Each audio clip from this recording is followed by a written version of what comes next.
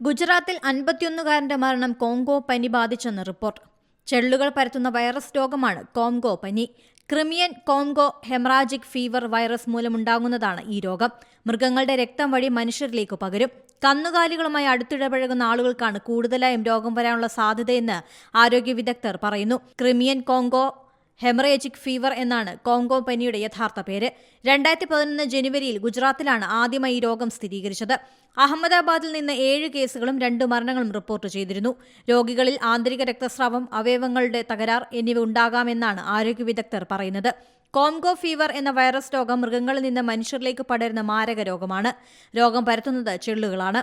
ഇവയുടെ കടിയിൽ കൂടി മൃഗങ്ങളിലെ രക്തം, സ്രവം, കോശം എന്നിവയിൽ അണുക്കൾ പകരും. മൃഗങ്ങളുടെ സാമീപ്യം കൊണ്ട് മനുഷ്യരിലേക്കും രോഗം പടരും. രക്തപരിശോധനയിലൂടെയാണ് രോഗം സ്ഥിരീകരിക്കുന്നത്. കടുത്ത പനി, തലവേദന, പേശിവേദന, തലകറക്കം എന്നിവയാണ് പ്രധാന ലക്ഷണങ്ങൾ. രോഗാവസ്ഥയിൽ രോഗലക്ഷണങ്ങൾ കൂടുതൽ ഗുരുതരമാവുകയും ചെയ്യും.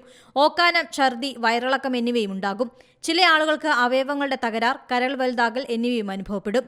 മസിലുകൾക്ക് കടുത്ത വേദന, നടുവേദന, തൊണ്ടവേദന, വയറുവേദന, കണ്ണുകൾക്കുണ്ടാകുന്ന അസ്വസ്ഥത തുടങ്ങിയവയും ചില രോഗികളിൽ അനുഭവപ്പെടാറുണ്ട്. പുതിയ വാർത്തകളും വിശേഷങ്ങളും ഇനി വിരൽ തുമ്പിൽ. എല്ലാ ഡിജിറ്റൽ പ്ലാറ്റ്ഫോമുകളിലും ഇപ്പോൾ സീ മലയാളം ന്യൂസ് ലഭ്യം.